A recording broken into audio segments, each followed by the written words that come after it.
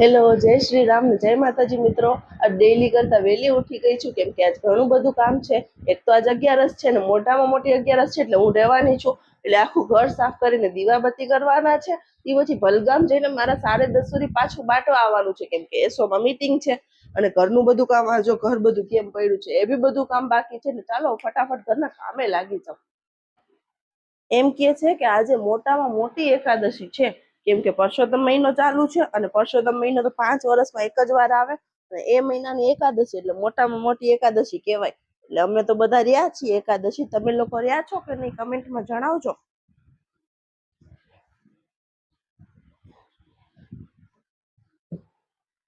Bed ઉપર સુવાની તો મજા આવે, સરખા કરવાનો થોડો કંટાળો આવે. જોજી મસ્ત થઈ ગયા ને ટીપ ટોપ બેડ. એમ થાય કે હમણાં હોઈ જાય પણ હોવું નથી, કામ બાકી છે, કરવાનું છે. ક્યારેક ક્યારેક છે ને મને પ્રશ્ન થાય કે અમારી છોકરીઓને જોબ કરવી હોય તો પેલા ઘરનું બધું કામ પૂરું કરવાનું ને પછી જોબ ઉપર જવાનું. છોકરાઓને કેમ નહીં, એને ઉઠો બસ તૈયાર થાવ ને જોબ ઉપર વયા જાવ. ને અમારે ઘરનું બધુંય કામ પૂરું કરી અને પછી જોબ ઉપર જવાનું. અને જોબ ઉપર જઈએ ને પછી ઘરનું સવારે કામ પૂરું થઈ જાય એટલે પૂરું નહીં, બપોર પછી પાછા આવીએ એટલે પાછું ઘરનું કામ તો કરવું જ પડે. એવું શું કામ હે? અમને પણ એવું હોવું જોઈએ ને કે ઉઠો, જાગો, તૈયાર થાવ ને મજૂરીએ જાઓ. બટ હવે જી છે એ તો છે, એમાં તો કઈ કરી ના શકીએ આપણે.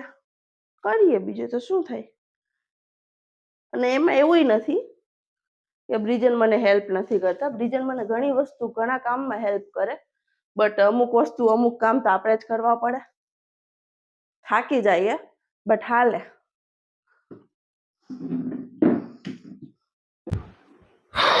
હા જો તો ઉનાળામાં એક કામ કરીએ તો આમ નીકળી રહીએ. 2 મિનિટ તો બેસવું જ પડે.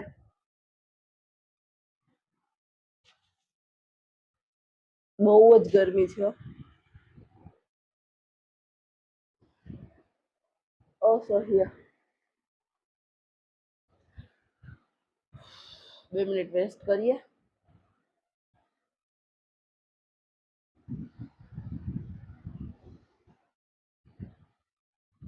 ઘરના સૌથી વધારે કામમાં મને આળસ ચડે ને તો એ પોતાનું કામ છે. તીર્યું ચડે મને પોતા કરવામાં. એના વગર ઘર ચોખ્ખું ન લાગે એટલે કરવાય પડે.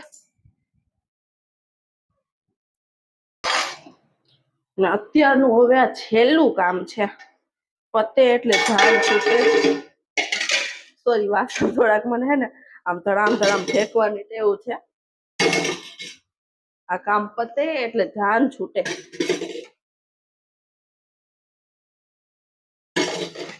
હાઈસ, બધુંય કામ પૂરું થઈ ગયું. એક ફરાર બનાવવાનું બાકી છે પણ હવે 9 વાગી ગયા છે ને હવે બનાવીશ ને તો પછી નોકરીએ મોડું થઈ જશે. એટલે ફરાર હવે નોકરીએથી આવીને બનાવીશ. બાકી બધુંય ઘરનું કામ પૂરું થઈ ગયું. જોજી ઘર કેવું ચોખ્ખું લાગે. ચાલો તમને બતાડું. જોજી આ નીટ એન્ડ ક્લીન રસોડું, આ આપણો ચોખ્ખામાં ચોખ્ખો હોલ. આ કપડા મારે હજી લેવાના છે હમણાં. આ મસ્ત ક્લીન બેડરૂમ. ને આપણે આપણું ઘર ચોખ્ખું જ રખાય કેમ કે છે ને સાફ ઘરમાં જ ભગવાનનો વાસ હોય. એટલે ઘર ચોખ્ખું જ રખાય, બરાબર? એટલે તમે પણ તમારું ઘર ચોખ્ખું રાખજો. હવે હુંય ફટાફટ તૈયાર થઈ જાઉં કેમ કે હજી મંદિર સાફ કરવાનું બાકી છે અને દીવાબત્તી કરવાનું બાકી છે. એટલે હુંય ફટાફટ તૈયાર થઈ જાઉં. નાઈ તો લીધું, ફટાફટ રેડી થઈ જાય. થોડું મેકઅપ બેકઅપ કરી નાઈ. લાગવાનું જોઈએ નોકરીએ આપણે. સૌથી પહેલા સિરમ,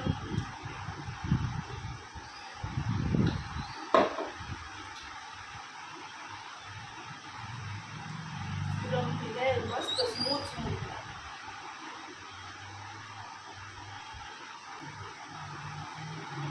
પછી ક્રીમ. બહુ કંઈ તો મને કંઈ શોખ નથી એમ ફેસમાં લગાડવાનું. એક બે વસ્તુ લગાડું, થોડા સારા લાગીએ આપણે. બાકી આમ ફૂલ મેકઅપ એવું કંઈ નહીં.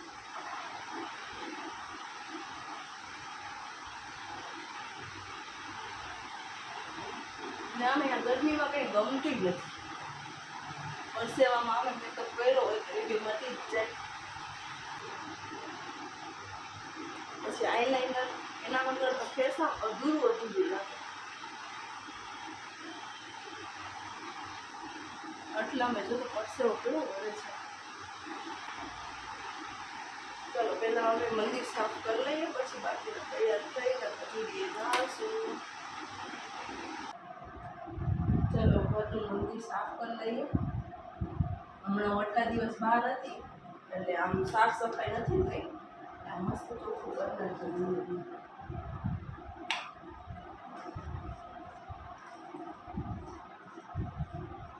હમણાં મેં થોડીક વાર પહેલા કીધું હતું કે ઘર આપણું ચોખ્ખું હોવું જોઈએ, પણ ઘર કરતાં મંદિર વધારે ચોખ્ખું હોવું જોઈએ. કેમ કે એમાં ભગવાનને આપણે બેસાડવા છે એટલે ઘરે ચોખ્ખું તો રાખવાનું છે. ને અમારા ઘરનું મંદિર થોડુંક નાનું છે, બટ સાઈઝથી શું થાય, ફિલિંગ્સ હોવી જોઈએ ને, અને આપણું મન સાફ હોવું જોઈએ. ભગવાન મન જોવે છે, સાઈઝ નહીં. બરાબર ને? ચાલો અસલ મજાનું મંદિર સાફ થઈ ગયું છે. દીવાબત્તી કરી લઈએ. એની પહેલા હજી ઠાકોરજીને તૈયાર કરવા છે. પહેલા ઠાકોરજીને સ્નાન કરાવી લઈએ સરસ મજાના. મને તો ઠાકોરજીની સેવા કરવી બહુ જ ગમે છે. મનને આમ જાણે શાંતિ મળતી હોય એવું ફીલ થાય. હમણાં કેટલા દિવસથી બહાર હતી એટલે થઈ ન શકી. ઠાકોરજી માફ કરે.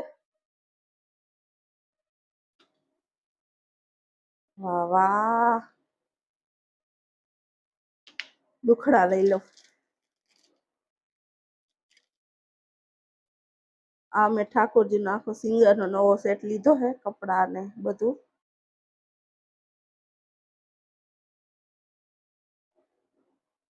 મસ્ત લાગે નહીં? મસ્ત લાગે છે નહીં? ત્યાં ઠાકોરજી તૈયાર થઈ ગયા, કેવા મસ્ત લાગે છે. આ તેમનું આસન અમે ઘરે બનાવેલું છે, બહુ જ ક્યુટ લાગે છે. ચલો દીવાબત્તી કરી લઈએ.